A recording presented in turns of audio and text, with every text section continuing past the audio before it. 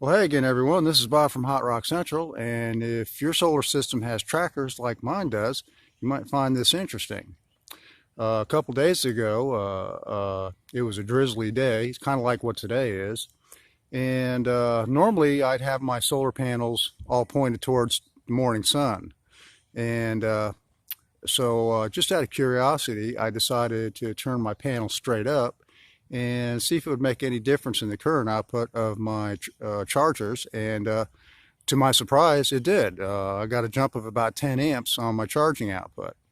So anyways, it's now a couple days later, and just to make sure it wasn't a fluke, I did the same thing. It was about 9:30 in the morning. It was drizzling, and panels were aimed towards where the morning sun would normally be.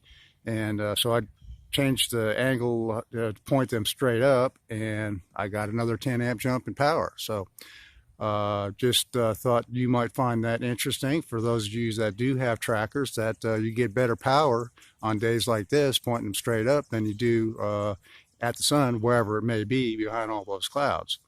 So anyways, that's all I got for this one. Thanks for watching.